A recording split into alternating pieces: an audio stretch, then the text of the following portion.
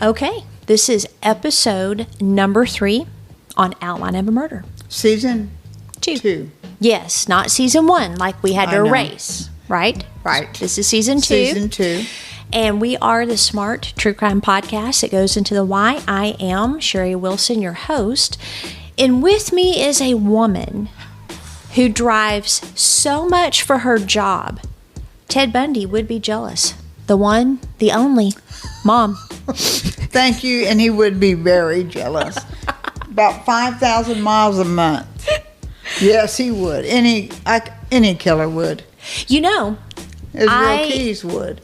For some light reading in between our podcast seasons, I've been reading about sexual sadists. Right. Okay. Called Dark Dreams. You know, just a little bit of reading before bed.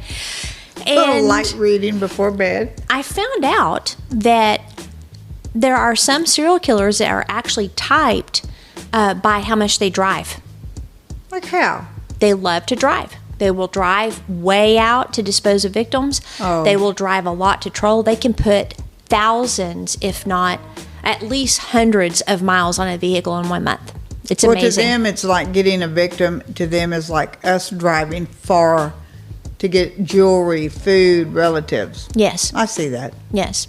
Yes. So, but again, I think you would make Ted Bundy jealous with all the driving you get to do. Definitely. Okay. Today we are drinking Stella Rosa, which is Stella Rosso, their semi-sweet. Now, just so the listeners know, I am a little upset with my mother because she suggested that I throw out or down the drain the Stella Rosa white sour apple, which I rated at a 5. I rated it a 3.5. Right. So why? I mean, if you want to throw it out, then it would need to be a negative 3.5. Well, I didn't want your reaction had I done a minus. Anyway, it's a very delicious wine with a hint of apple on the end. So, all right, I want you to taste this one, the semi-sweet red. She's very nervous, by the way, because she doesn't like dry wines. Oh, that's not bad. I told you. See, I promised you would like it. Semi-sweet, I'm like, oh, I don't like dry wines. Yeah, this is really good. It's one of my favorites because, I mean, I can drink dry, but just for every night when me and Mike have a glass of wine, I do like Stella Rosa a lot. I do. I had just recently tried it. It was recommended by a lady at work. Now, I do need to try the cabs you got, though. Oh, yeah. Yeah, for the podcast. But and that I will not be trying. Oh. Because those are really dry. I don't know about that. I don't know. We do like our wine during each podcast, so I'll try it for you. You could have a sip at least. I will. Mm-hmm. And Mike would probably bad. like it, too. This is better than the apple. Whatever. You know think. what? We're going to have to get Mike's take on the whole, if this is better than the apple. It's better than the apple. Which, if you just heard the door squeaking, that was Mike coming into the kitchen. You'll have to try the apple and then this one when you're done with what you're drinking. Yes. He'll probably be bouncing off the wall, some nitro in a can there. Okay. So if you guys have any wines that you like, again, I like Malbec, I like Cabernet, I like the sweet wines. I'm not big on like the Blanc, let's see, Sauvignon Blanc, I think, or something like that. But I'm a newbie. I'm a newbie. I am too. But there are certain ones I've had where they taste like medicine. I like low tannins. Low tannins, low alcohol. So if anybody has any recommendations. Or, recommendations or a wine they like. You can contact Sherry on Outline of a Murdered podcast.com. But I do like, for those of you that like an inexpensive wine, I do aerate it so it doesn't have the headache effect. But the collection at Target is absolutely delicious. They're Cabernet. What is it? What's the name of it? It's called The Collection. Oh. And people can donate to our wine fund as well if they want to do that. And please share and leave a review of this podcast. We've worked on our sound for this season. That was my dream season 1, but I just didn't know what to purchase, what to get. Now we're hooked up. Hopefully the sound quality is fabulous. But without further ado, I think it's time. Newbies at wine and newbies at podcasts. Yes, true crime podcasts. Yeah.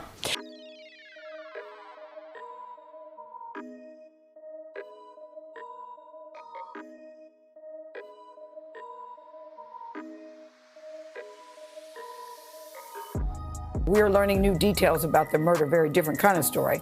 Murder of a Pennsylvania man who predicted his own death. How did he do that? In 2012, Frank Spencer was shot and killed in his home just weeks after signing divorce papers. Now, before his murder, he received numerous threats from his ex-wife, Maria Spencer. He told friends he thought that she would be behind his murder at home. Frank Spencer's body was right here on these tiles. Frank's head was behind this doorway, and his arms were outreached above his head. He was laying on his back. Frank's friend Joe Yodock had found his body. This loss, somebody you knew from the time you were in kindergarten. Can you put that in words? Oh. Nope. Most of Frank's friends, including Dina Reed, immediately suspected Frank's ex-wife, Maria Spencer. We knew it was Maria. We didn't know who else might have been involved, but we knew it was her.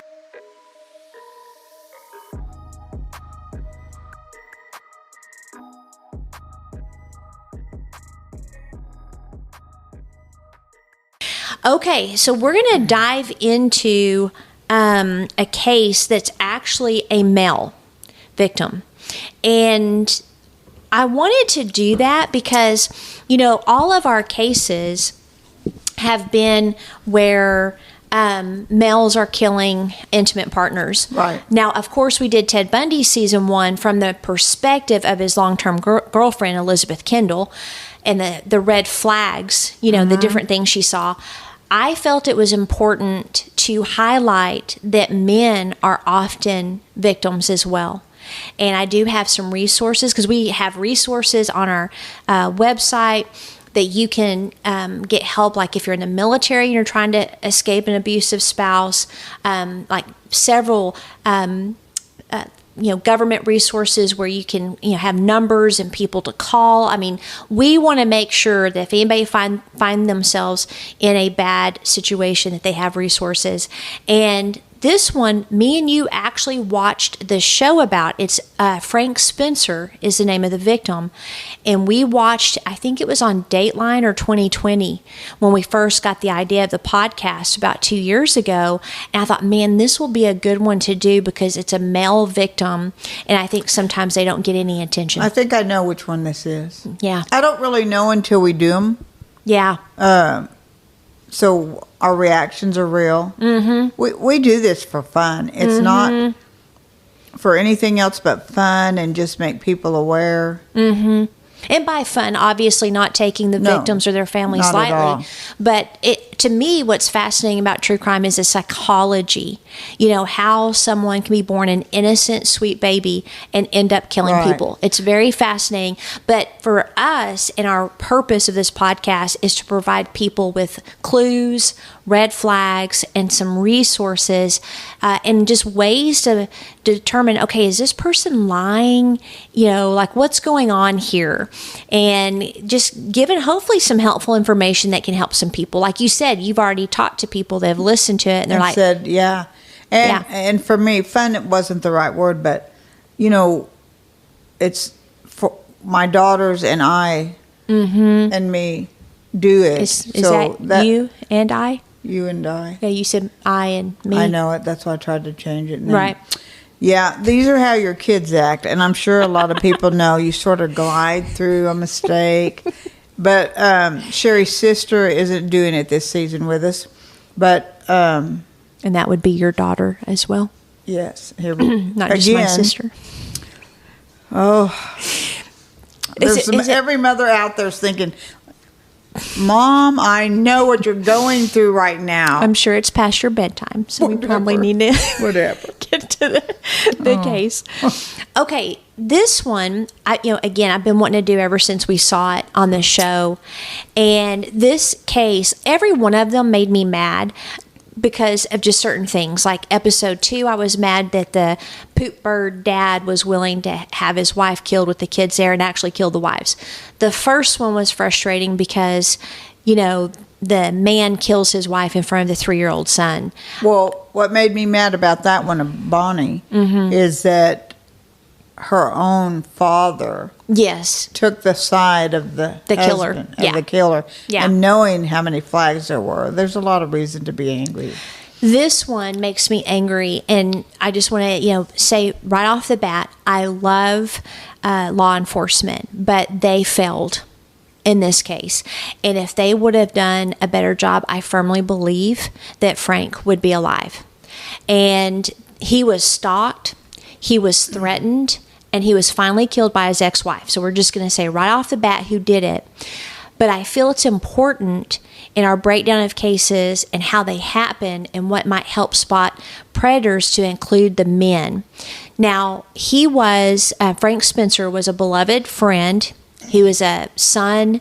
He had a fiance, almost fiance. They were pretty serious at the time of his death, but he's from Bloomsburg, Pennsylvania. So this is a picture of Bloomsburg. I wanted to kind of see the town because you know what's funny is a lot of these communities where this happens, like people think, well, as a bedroom community, which I don't even know what the heck that means. It's like, what do you mean bedroom? But they're like small communities. I think they're small, tight communities, and everyone knows everybody.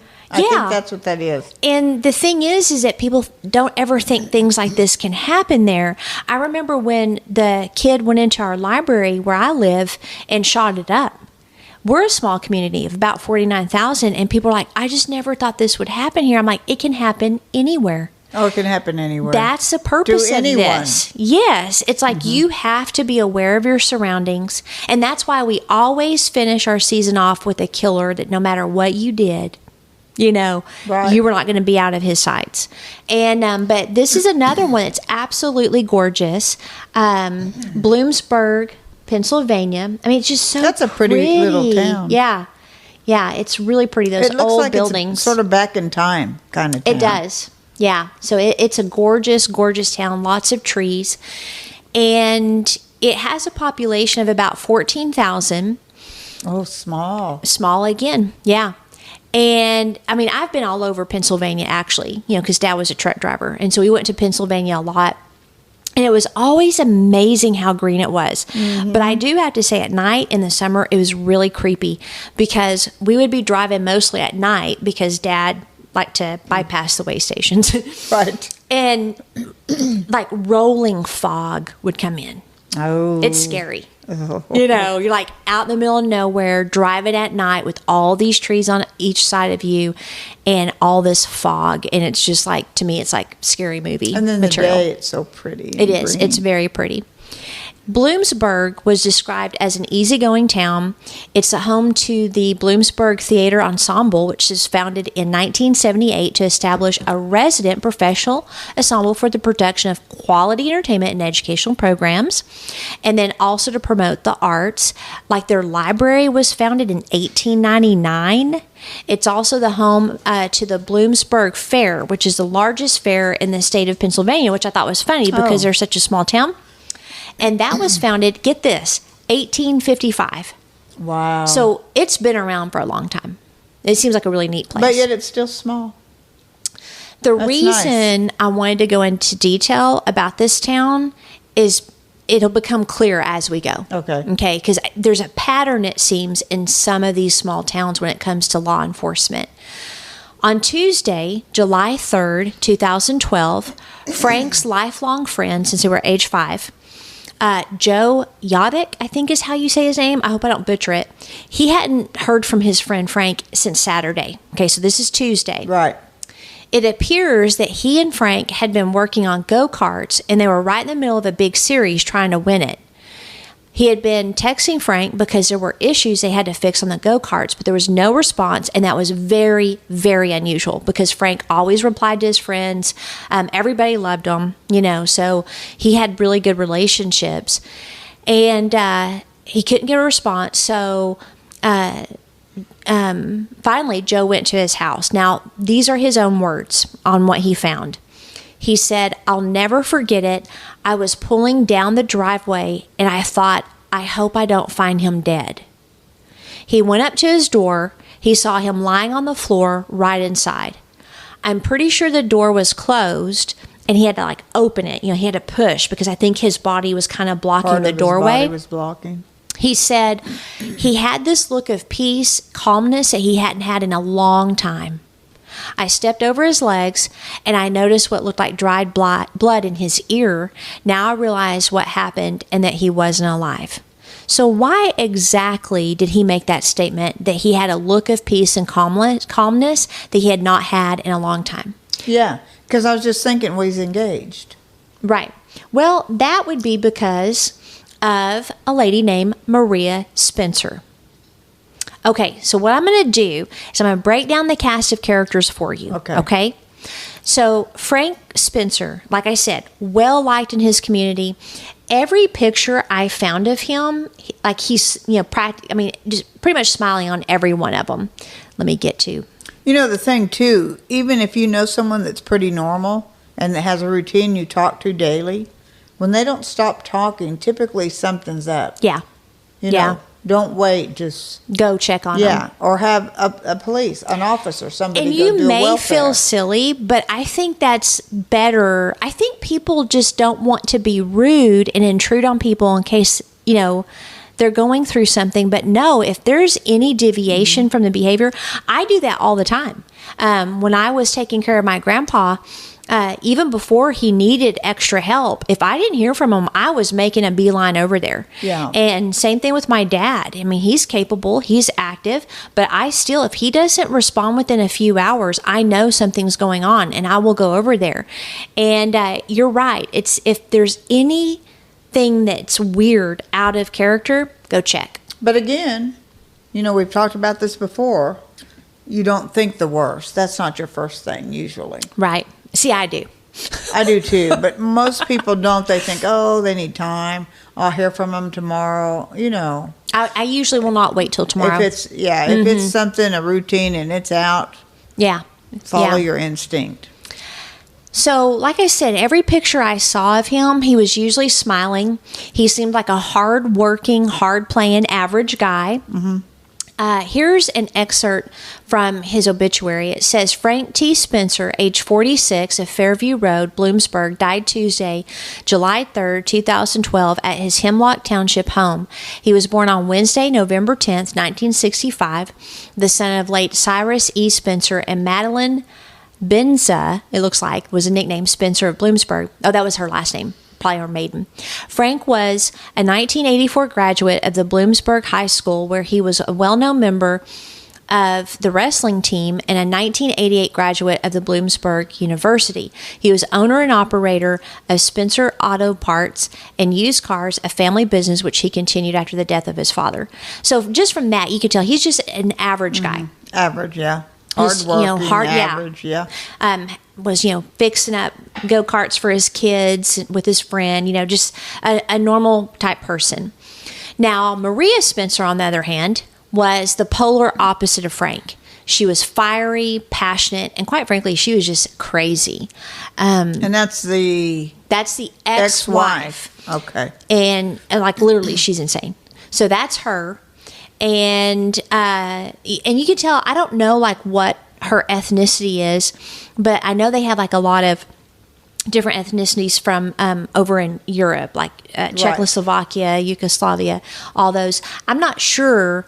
Maybe she was a little Italian with her dad's name, which is I think Rosso or something like that. We'll figure, or Rizzo. It might be Rizzo. So maybe she's got some Italian in her. Maybe. The only reason I say that is some ethnicities do tend to have more passion, more fire in them, yeah. where others might be a little more, stoic, like the German people often are more stoic. Mm-hmm. But that's what interested Frank. Even though he was an average guy, he also seemed to like a little bit of excitement, a little bit of challenge. And he was attracted to her.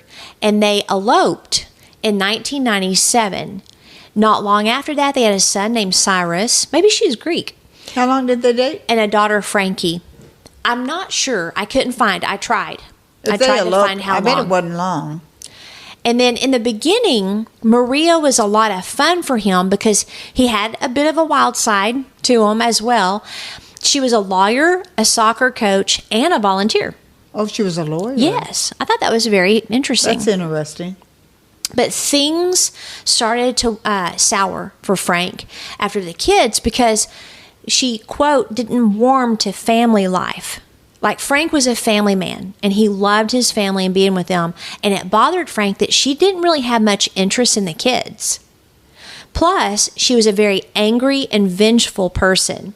The marriage soon started to fail, and Frank filed for divorce in 2006. So they eloped in 97, so almost 10 years later, he filed for divorce. To put up with that. Which I think a lot of people do that. They do. They try They to make do. it work the best they can, and then finally it's just done.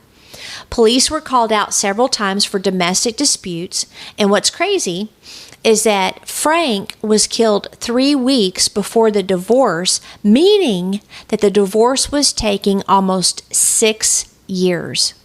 Oh, wow. She also loved to leave voicemails, so I'm going to play those for you. Some of the ones she left. So the first one is February 6, 2010.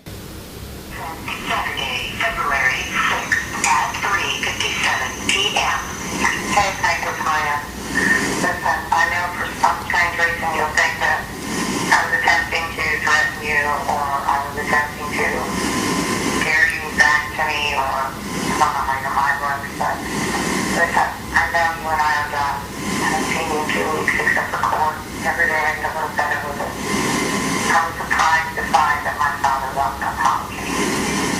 And it wasn't a little thing, not a little joke, he's an old man.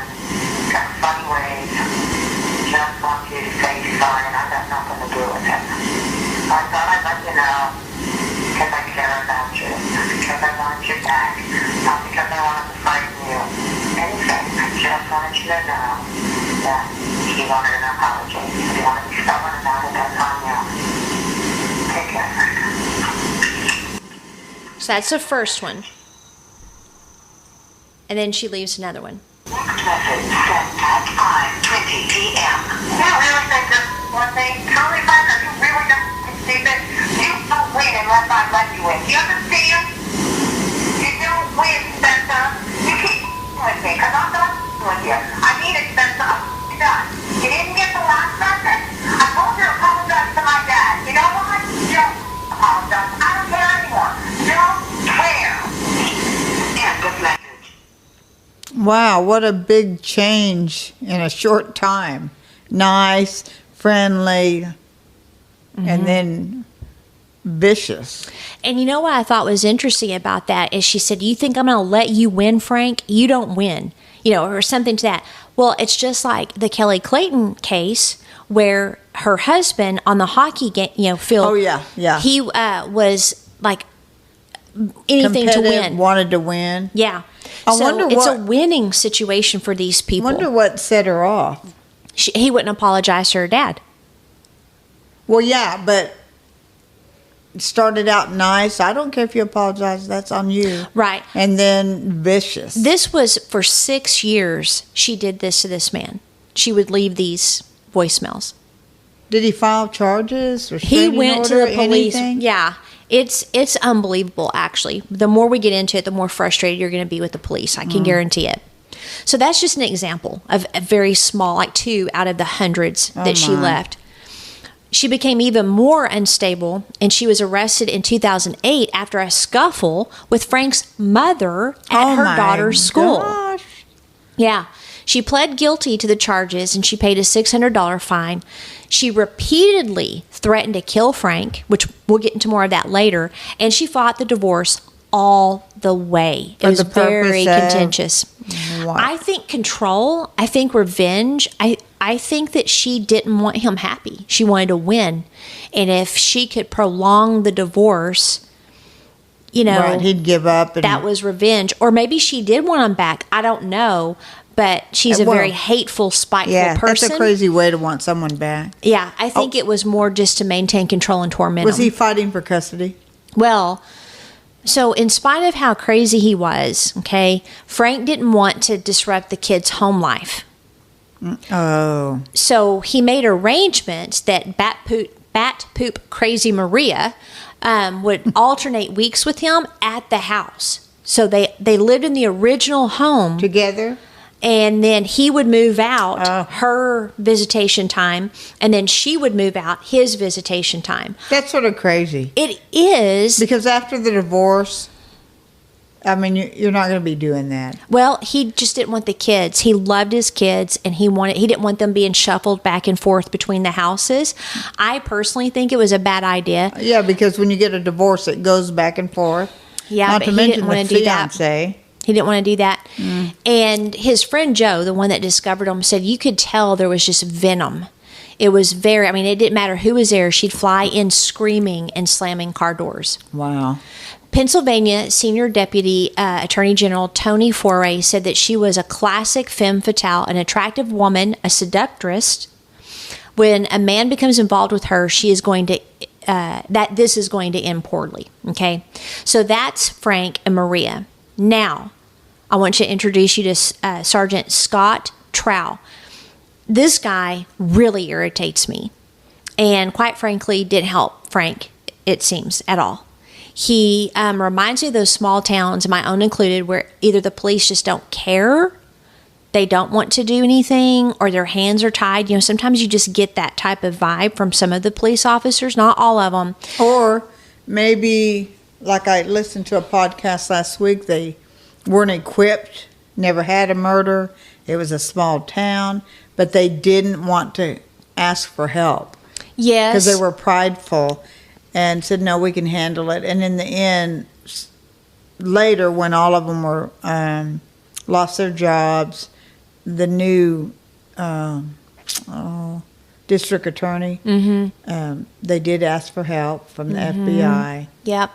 Well, and I wonder, too, if it was because the victim was a man. Oh, that could be too. Because he's a big he was guy. a big guy, yeah. And they're probably like, you know what, this is this little, but she was insane. And I think they underestimated how evil she was. Or it could have been both. It could have been. He's a man and they were incompetent. But what makes me even more frustrated is they never took responsibility.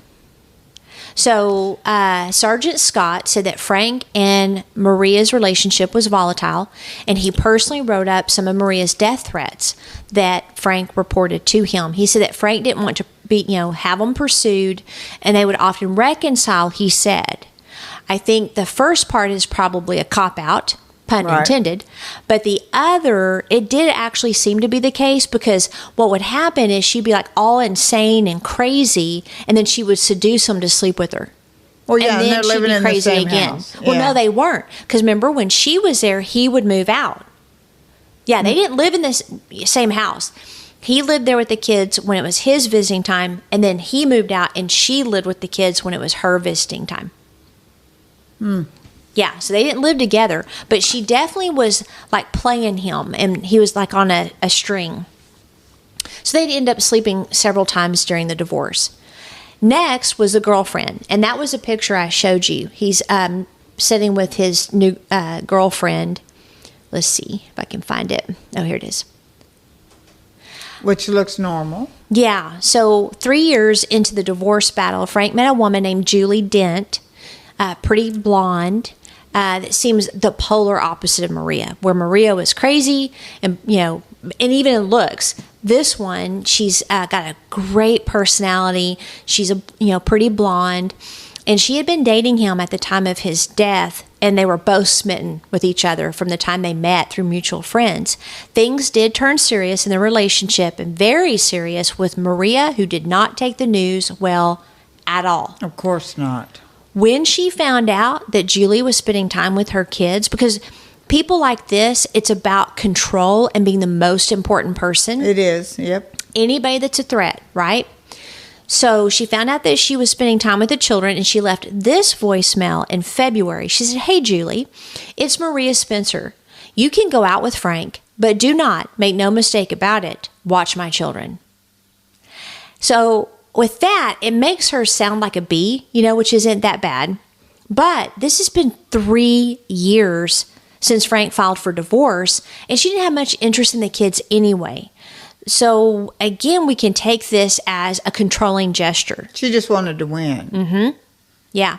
But on the other side, I would say I wouldn't want an ex-husband's girlfriend watching my kid either. That would be really weird, and I think that would be hard to deal with.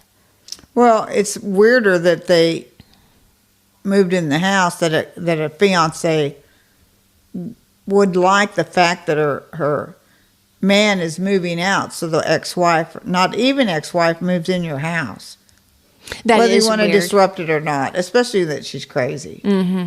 I Yeah. don't know. That's weird to me. Well, he was a family guy, and probably his love for his children, maybe, Well, that's true. it wasn't the best plan.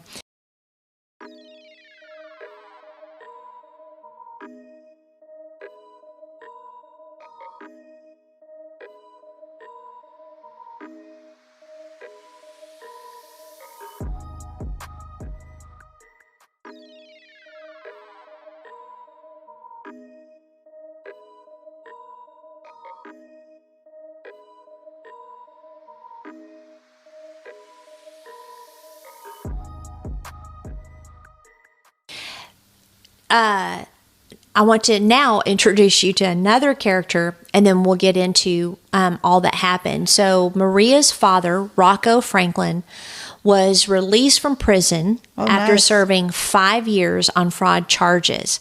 And let me bring him up. He's a character. He tried to say that he had some mafia ties. And he these might pictures have. are on the website also, correct? yeah. Right. He might have had some mafia ties. I don't know. But he was a career criminal. He was just as crazy as his daughter, and Frank knew it. He began to change his habits. That's how concerned Frank was. Oh, really? Yep. He became very concerned that something was going to happen to him, especially when her dad got out. It was. Did he tell anyone? Restraining order, the police? We'll get When the into dad that. got- okay. It was bad enough that Maria's making death threats. Now Rocco's out and they might be carried out, and he knew it. His friend Joe said that he felt like he was being hunted and weird things were starting to happen. Back to the apology. Do you know why they felt he needed to apologize? No. There's no telling. I mean, maybe they got in an altercation, or maybe he wanted Frank to apologize for how the marriage turned out. I mean, there's so many things. I didn't find that out. The first incident was a few months after Rocco was released from prison. There was a break-in at Frank's junkyard. Nothing valuable was taken, but some business records were stolen. And coincidentally, only records that could help Maria prove Frank's income in the divorce. Those were the only who ones. did that? I don't know. Oh, brother. Now, Maria and Rocco were Dumb and Dumber, seriously, and how they covered their tracks. But even how stupid they were, the cops didn't do anything. So the break-in, no one was arrested? No. The day after, Tom Leopold, the prosecutor who once prosecuted Maria and was now her divorce lawyer, Oh. Wow. received a call from Maria telling him that she found a trash bag full of the stolen records on the porch of her mother's house. I wonder how those got there. Good old dad. Many suspected who did it, obviously.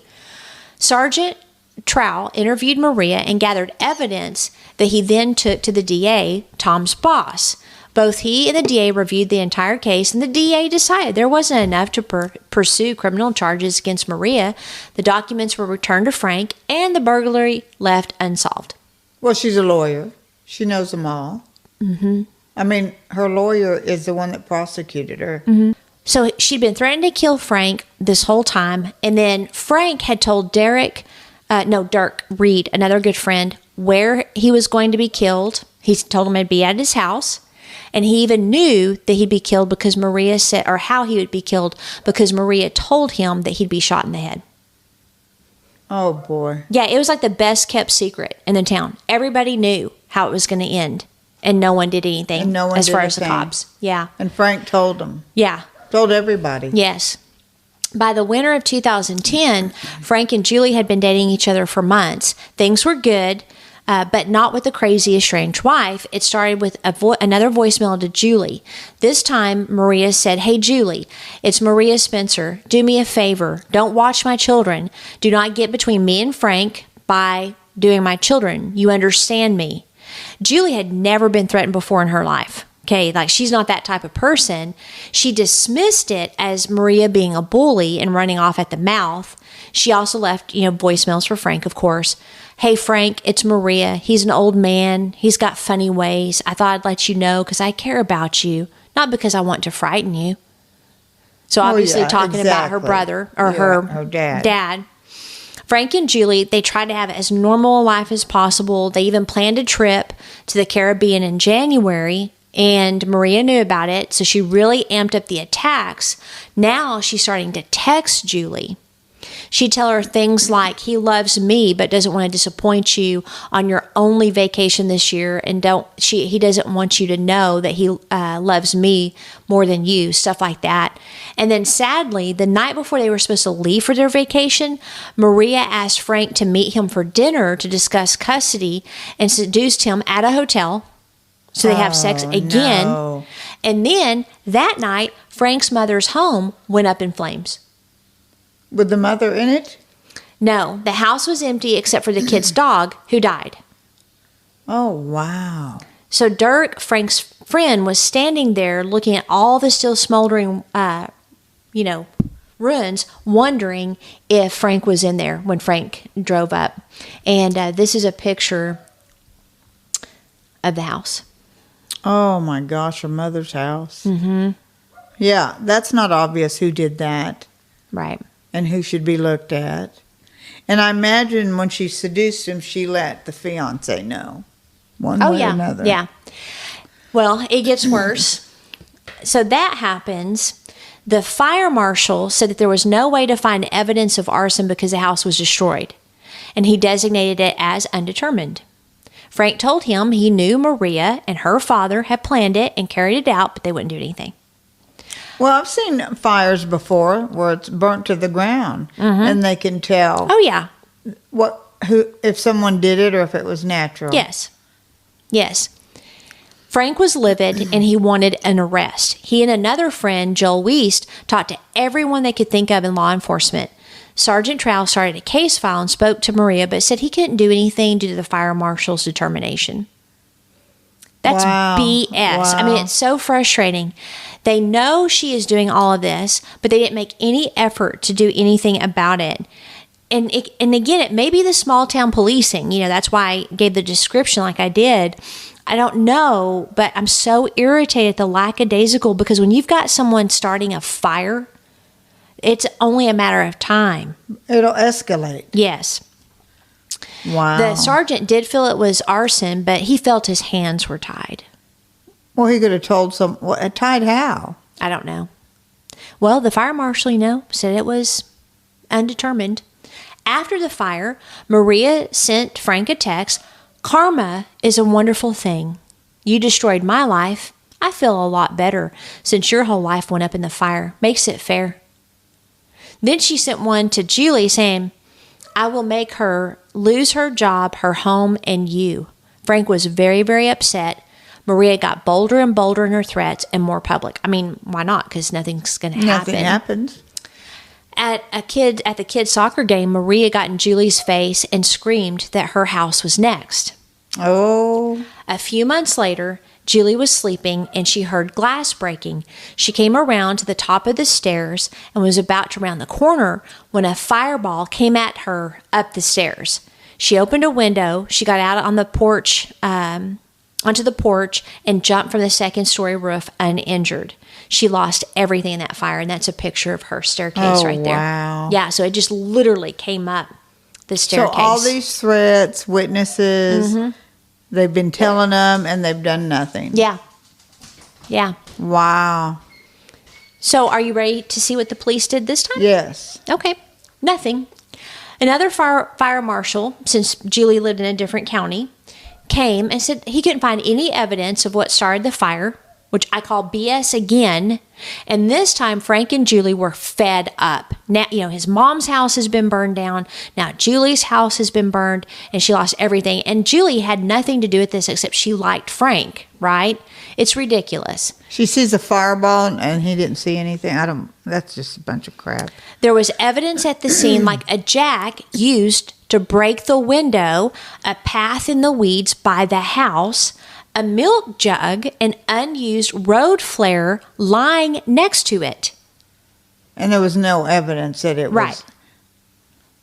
And so it was obvious that it was an igniter for the firebomb.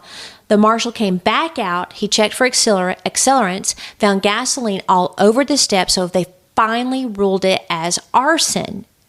Frank and Julie told them they knew who did it. Everybody knew who did it, but once again, nothing was done. Frank and Julie separated briefly, probably to keep her safe, and went to the local paper and told their story, and I think that's a very good idea.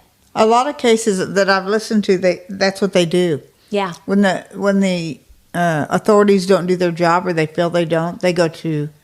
And I think that's a good idea. I do too. I think it's if excellent. you can't get help, you know your life is in danger or someone you love, go to the newspaper. Mm-hmm. I think that's a really good idea. They do. They told their story, and it seems that things settled down for a little bit. I'm not sure how long or how much they settled, but a year and a half later, the local paper announced the divorce of Frank and Maria on June 30th, 2010. And the day after the divorce notice, Frank Spencer was dead. Wow. After the divorce. Mm-hmm. Pennsylvania State Police Corporal Sean Williams was assigned to lead the murder investigation the day Frank's body was discovered by his friend. He's now with the DA's office in Luzerne County, Pennsylvania, and he describes what he saw to Peter Van Sant of Dateline. So I think it's Saint. I'm going to show you these pictures. Okay. This right here, remember? Because Yes. we watched this. Yes. So this is Frank's house, and he was found right inside the doorway. They then looked around and saw that on this tree in the picture, there were marks, and they're pretty sure that the rifle or gun that was used, whichever was used, I can't remember, that they propped it on the tree and then shot him as he opened the door. Wow. It would have to be someone with a pretty good, could shoot pretty good. Right. And he said that there was a lot of blood in front of the doorway. The blood had striations in it like it had been pushed with a broom. Maybe so it wouldn't come out the door? Yeah, or an attempt to clean it up. But, that's actually a really good thought, that maybe they didn't want it coming out the door. Yeah. But really, who's dumb enough to sweep up blood? Oh, criminal. The door was closed when Frank was discovered, and his body was behind the doorway with his arms outstretched above his head, laying on his back.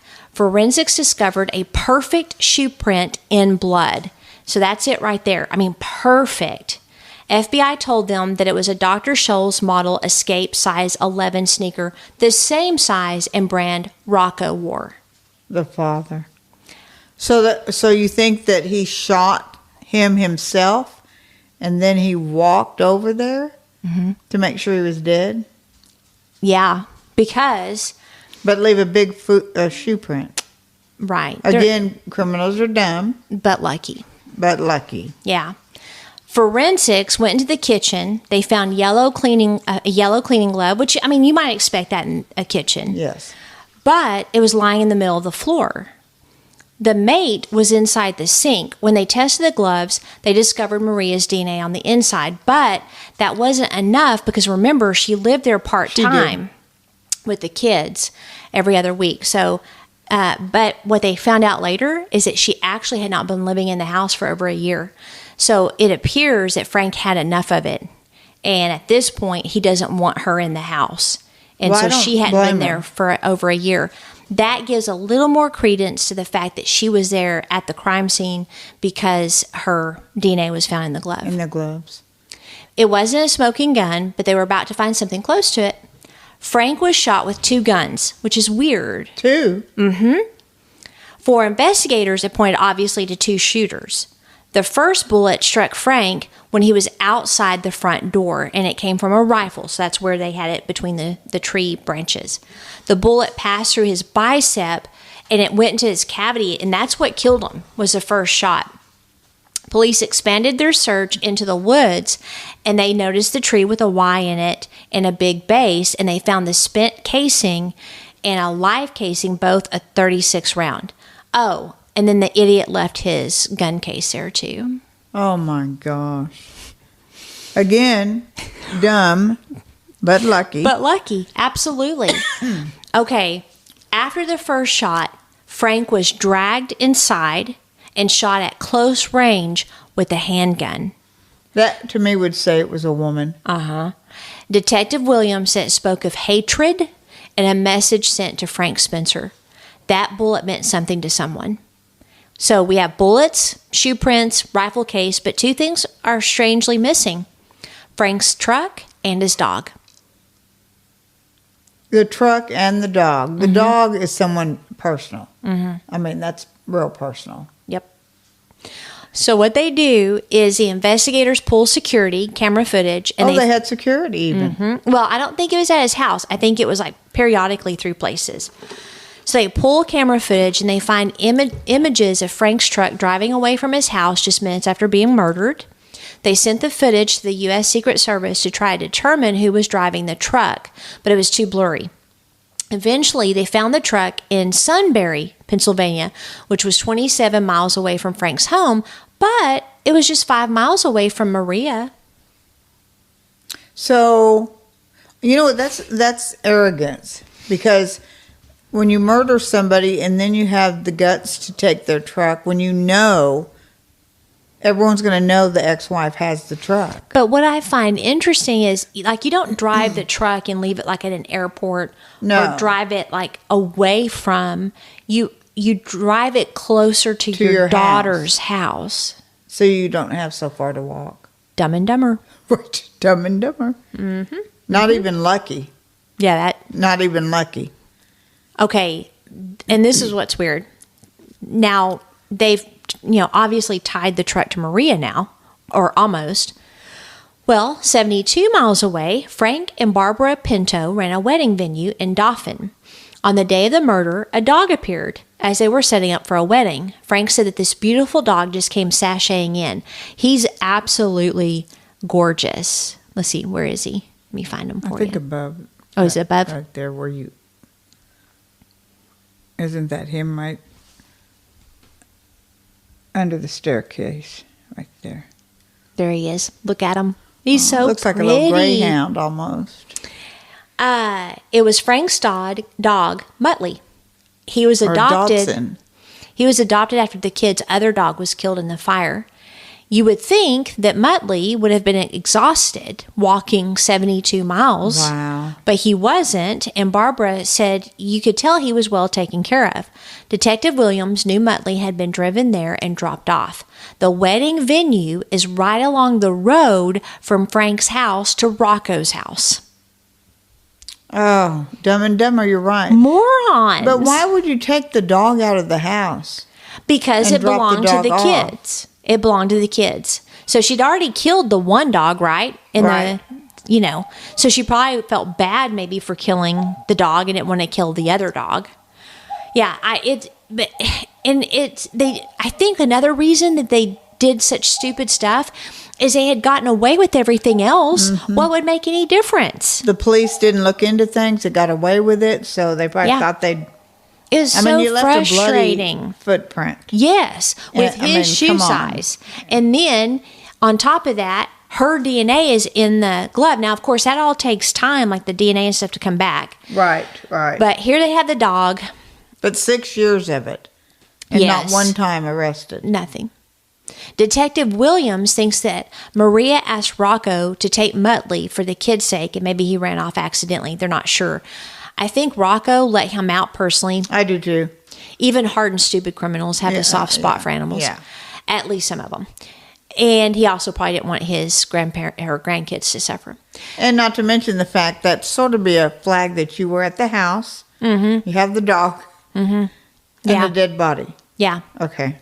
2 months of investigation now paved the way to talk to Detective Williams' two main suspects, Maria and Rocco. Maria refused. Rocco agreed. The detectives think he did that, though, thinks that he did that because he liked the cat and mouse game. It was a challenge. He wanted to talk to him. She did, too. He tried to say that he never left Harrisburg, where he lived, but cell phone records show that he was lying. Then he says that he was at Frank's house. Are you ready? Cleaning without Maria the day before. Cleaning. So the father-in-law of the now divorced daughter and former. Jesus is waiting for you. Jesus is waiting for you. Yep, that's my reminder. Meant to turn that off. But he's going to the house of his ex-son-in-law to clean. That's so nice of him to do that. You know, they're so dumb, they just thought, again, they've got away with it all these years. So you're going to clean, but he had yellow gloves there, cleaning gloves. Didn't put those on. Nope. The house didn't look that clean when you had the picture of the dog. Broom to sweep up blood. Well, so that's what he was cleaning. Yeah. And then the detective, he's like, well, what kind of cleaning? And he said, well, folding laundry and sweeping. He then said that he had test driven Frank's truck that day too and offered to buy it. He said that Frank said they could wrestle for it. Oh, wrestle? Mm-hmm. Viewers, please look at this old man and look at Frank. Yeah. And tell me what you think there. Yes. Of wrestling. All the pictures will be on our website. Well, he did that because it's going to show that he was driving the truck. Yeah, so he's trying to put him, like, why his DNA might be there, his fingerprints might be there. Right. And now, around the same time, all this is going on, right? Dirk saw Maria in the stands of a high school football game, and he asked her why she took Frank away from his kids and everybody else. And she said the last thing he saw before he died was me. She told him that. Oh, she admitted it. Mm-hmm. And, obviously Dirk alerts the police, and that statement became evidence. Finally. I figured she'd think, well, she could say it and who's going to believe her? Right. A lawyer and her buddies, because obviously they haven't been doing anything. And it almost makes you wonder if the fact that she had been a lawyer, almost like a crony thing was going on. I know. That's what I was. Or maybe she was seduced somebody in power. I mean, women like that they use that. Yeah. Yeah. Finally, though, we have someone that is not going to let them get away with this. Finally. And it's prosecutor Tom Foray. He had been working with Detective Williams on the case because the county DA was now good old Tom, Maria's former divorce attorney.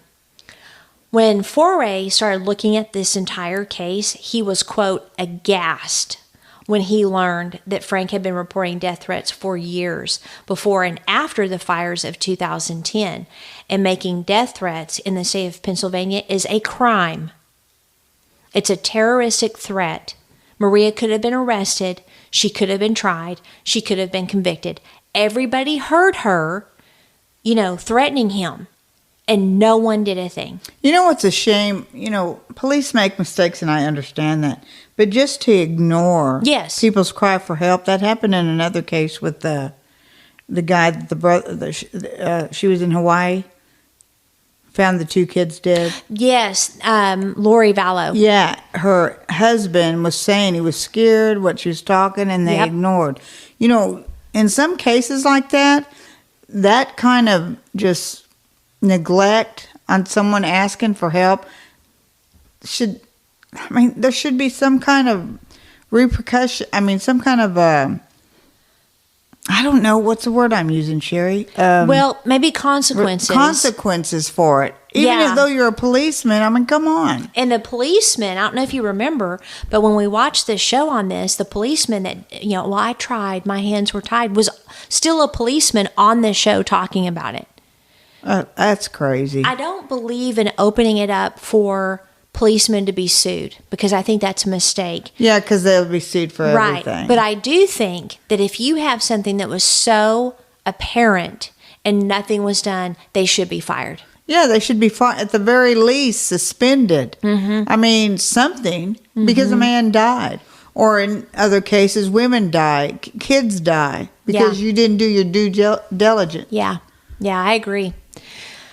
Obviously, the prosecutor, it was the same thing. And, here you've got terroristic threats. He said, quote, if you get away with terroristic threats, and then if you get away with burglary, and then you get away with fire, and then you get away with the blatant attempt to murder a girlfriend in a fire, the only thing left is murder. Yeah, that's all. You keep going up, that's all that's left. Yeah. But they saved the dog. Right. Oh. Now, Sergeant Trowell, he doesn't agree that the town, as well as Mr.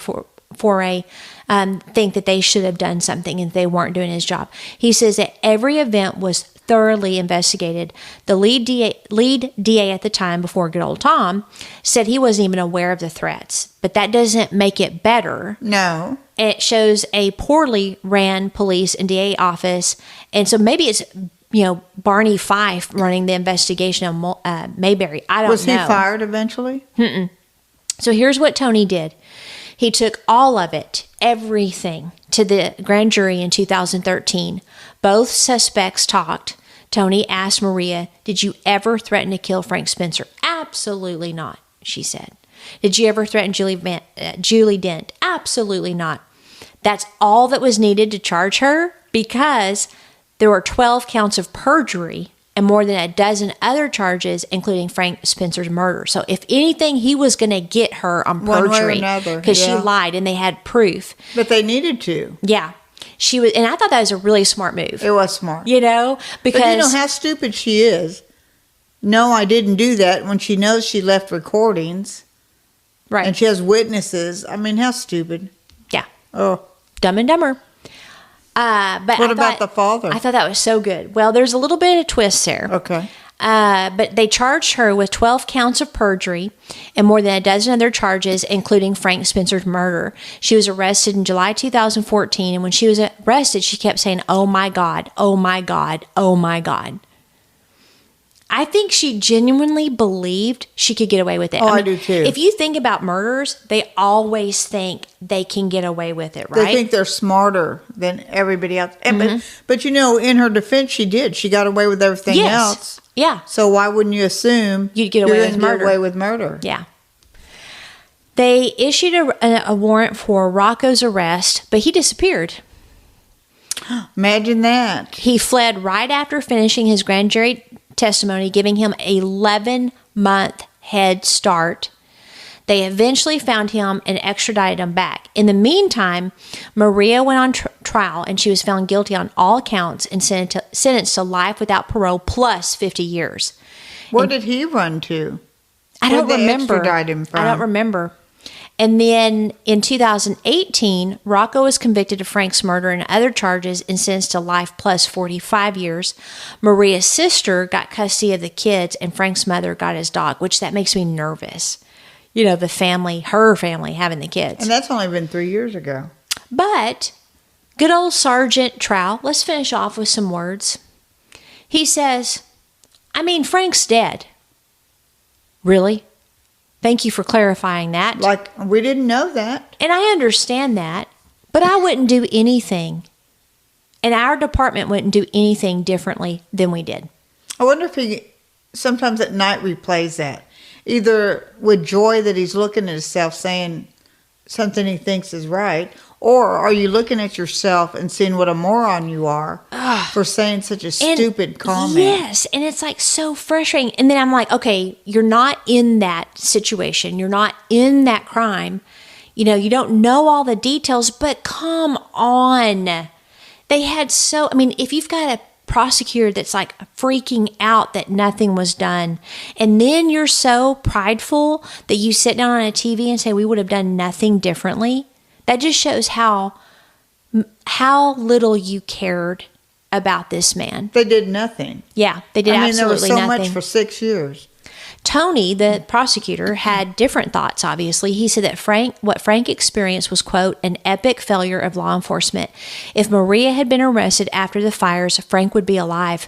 To this day, Maria stands by her innocence, saying, I got a life sentence for the misfortune of having a dad who is a sociopath and career criminal who got mad at my ex-husband and killed him. But there were hours of testimony, including the voice messages where she bragged that her father was mafia and was, quote, waiting for the right moment to attack and kill her ex-husband. And Frank's mother testified that she heard Maria threaten to kill Frank at least 50 times. And still they did nothing. Witnesses. And she even told her, my dad's going to kill him. And what's so arrogant is everything she says is, well, my dad did it, or this did. Never took any responsibility for anything. Right, yeah. I didn't do and this. that's how murderers think. That's why I'm in jail, because my dad. I wanted to bring up, and I thought I had it. Let me get this open real quick. Okay. Some of the statistics on men and, the abuse that they sometimes suffer. Oh, yeah, I do have it up. It's over here. Okay. 1 in 4 men have been physically abused. 1 in 4? Yes. And I've also read before that typically the big percentage of that, officers don't believe them or think, you're a grown man, you're huge. Your wife's 120 pounds. Right. Can't you handle your wife? Right. I mean... Yeah, and that's by intimate partner, so wife or whatever.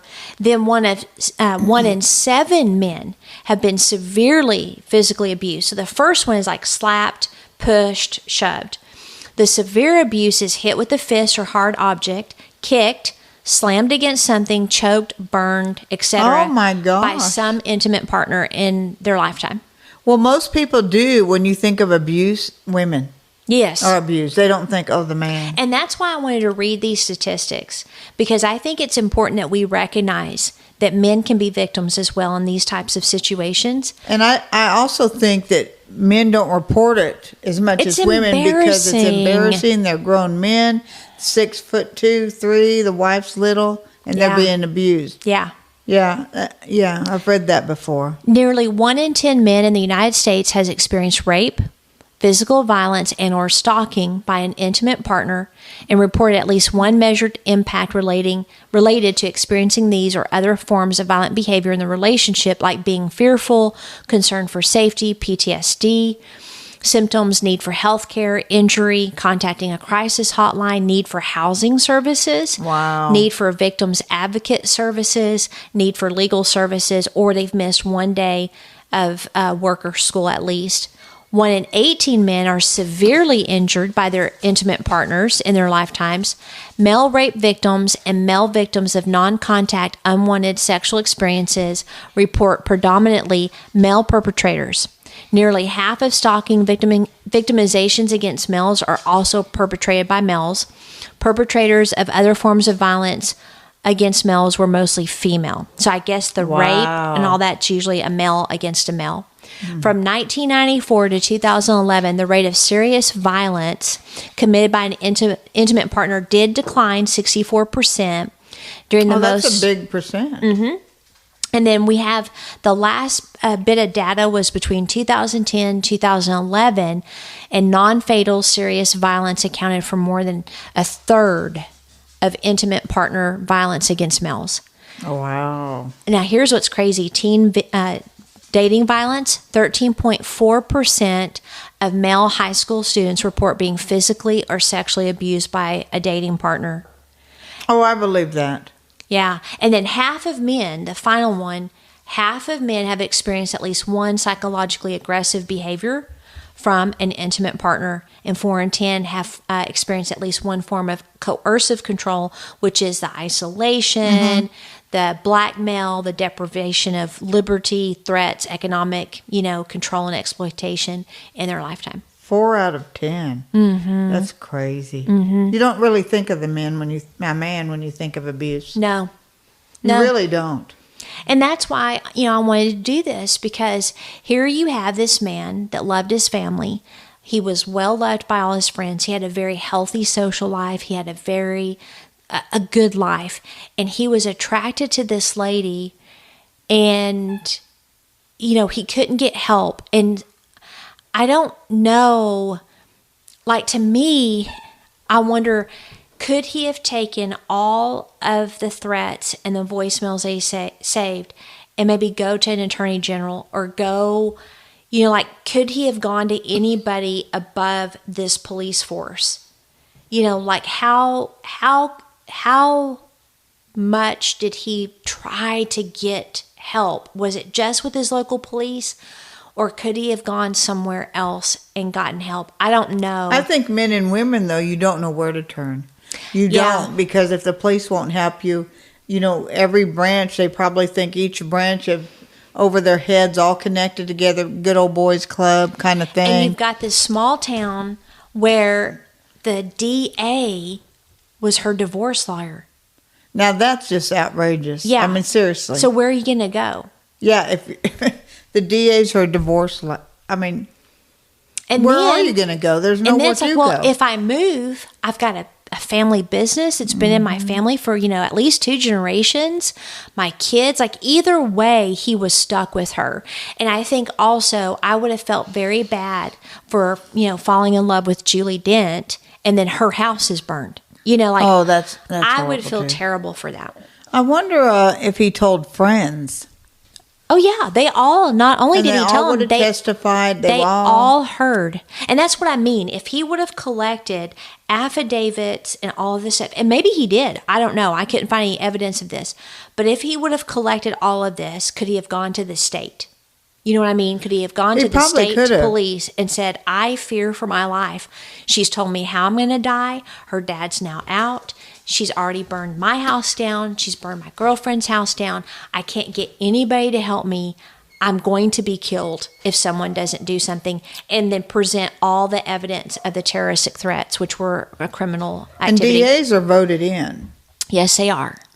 So you would think he would try of all people. That's what makes me think, did she have a sexual relationship with him? I couldn't find any evidence of that, but I wouldn't put it past her because she seemed like basically a poop bird. Yeah.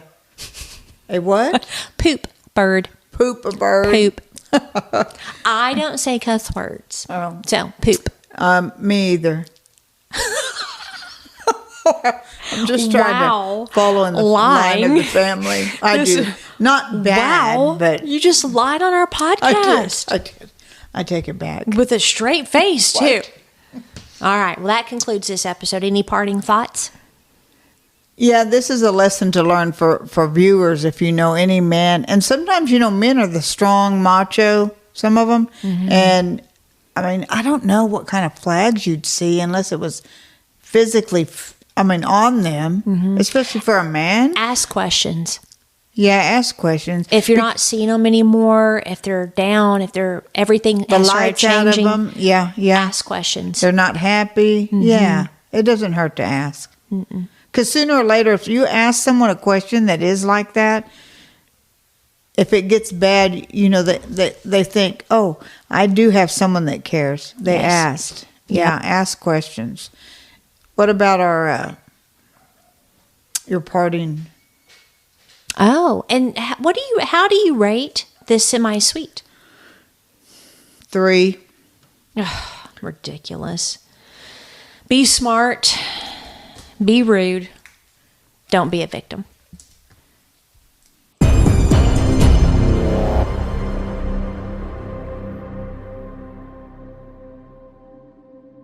Outline of a Murder is a Mr. Joseph production. What do you think, Joseph?